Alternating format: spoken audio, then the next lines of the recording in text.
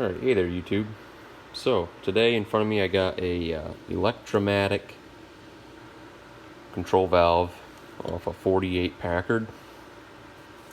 What's happening on the car is that the automatic clutch is engaging and doing its own thing without being turned on. And turning on the button, the electric part, it doesn't turn it on or off. But we have power to the solenoid. And this, like I said, this is a 48 control valve. It's on a 356 inline flathead 8 manual transmission. This is torn apart. These aren't very complicated. They make rebuild kits for these big diaphragms, and there's I believe another, it's like a ball and seat and all that in here. So you can get some parts for this in here, but not all the way on the inside. There's a solenoid here. This is how it works. There's just, power comes in, power comes out. Pretty self-explanatory. There's an itty bitty little tiny spring in here as well, like that. Looks like it comes out of a pen, but it sits down in this hole here on this plunger. You can get a new plunger, but if you take this solenoid off the bottom of this valve, you look inside, there's actually more to it. There's a spring in here. There's a spring, and there's a piece of brass with a seal on it. Well, our seal went bad in here.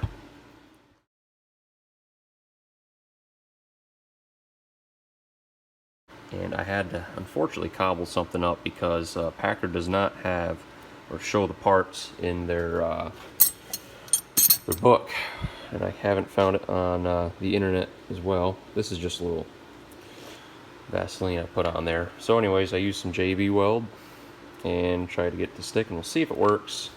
If it don't work, well, it's not any worse than it was. So anyways, there's a spring first, and it's cone shaped, so the biggest part of that cone sits down in there. Then this sits down with the rubber facing you if you're looking into the hole. Alright, so this would go down in like that. Then this goes in this hole, and it's actually it's got a press fit to it. I don't think it matters which side goes in which first, but this side, I think this side was the top in here. So what happened actually was that this had come loose in the bore and had gotten cocked, and that sealing washer in here wore out on half of the rubber, and it was leaking vacuum. So that's what my problem was.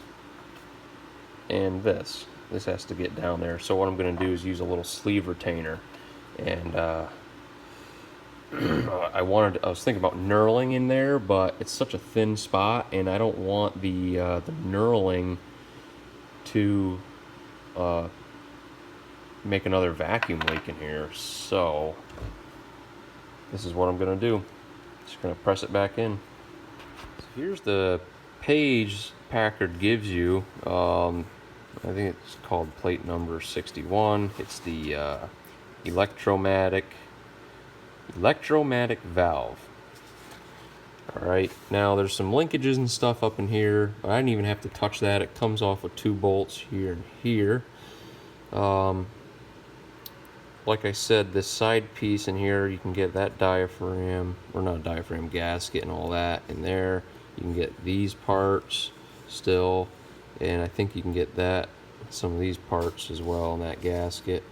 There's the solenoid that comes up from the bottom. That includes this bottom piece that just has power and ground going to it. There's also this plunger Don't lose the spring. Yeah, there's a spring there. That sits down in there like that. And then that comes up into the bottom like that with a gasket. So there's that. And obviously the parts I was showing you are farther up in the bottom here. Like this, and that little spring. So these three parts aren't in there. There's actually four parts. This piece of brass would be the fourth part. So this goes in first, above 3.15048. And then the rubber, the brass piece, and then this spring, which rides in upside down like that. So those pieces here are not shown up top. Unfortunately, I don't see them anywhere on this sheet or on the other pages. The other thing on this electramatic clutch before you start tearing into this thing is making sure the electrical works. Really, you got your solenoid, which is this, power and ground, and that comes down here into your electramatic switch. That goes to your fuse and ignition. So once you turn that on, sends power in, out that, and then away it goes into other, ties into your overdrive, and you got your third gear cut off. So when you're in third gear, it turns it off. You got over here, you got an accelerator switch that is on the firewall, connected to your throttle linkage. From there, it goes down into the governor off the overdrive. So from there, there's other things that will turn this unit off while you're working it. So I'm gonna just scan down it here. There's the solenoid for the overdrive lever, relay, and the kickdown switch. So here it is pressed in. You can see the rubber in the hole there, and it seals against that lip. And you just push it down in there with a socket and hammer, and hammer it till it seats down there. And I don't think you can see anything out the top. Oh yeah, you can. That's how you. Yeah, you get a socket and pound it down. And no, that's not how it ripped by pounding it down. But anyways, there you go. I don't know if you can see this here. So the next thing you do, install this gasket down in here.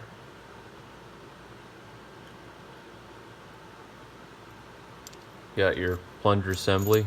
Put the piece of rubber on top. I put a little Vaseline on this one just to help kind of keep it in good shape.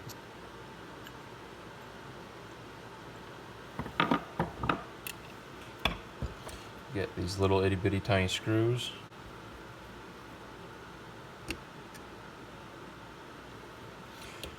So once they're snugged up, just give them a little tightening. Not too much, they're just little itty bitty screws.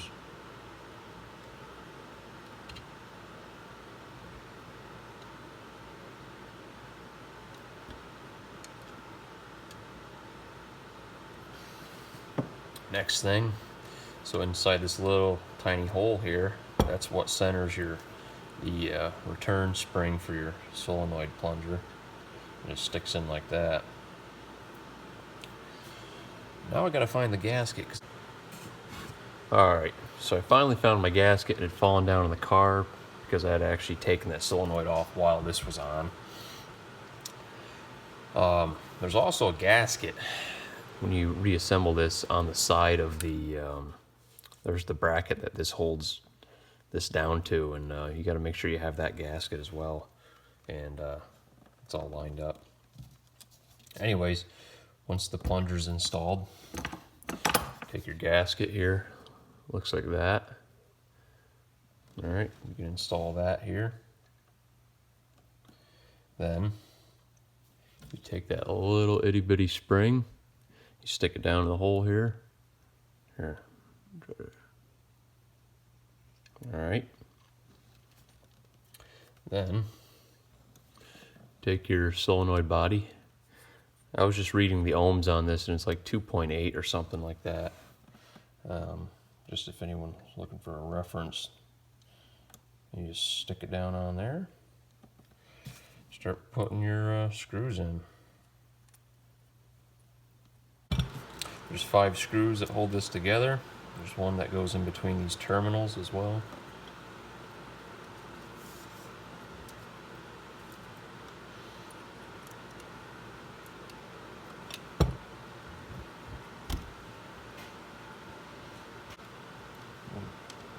Tighten them down now and just snug them up.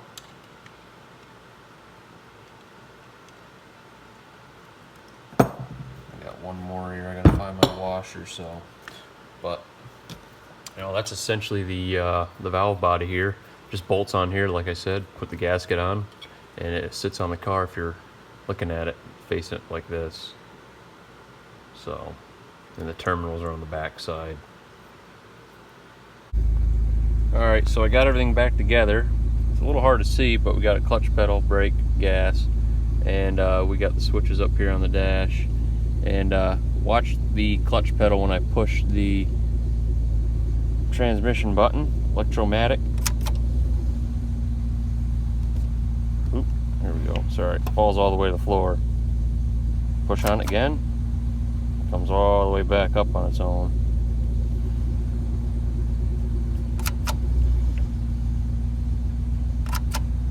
So now it's working pretty good.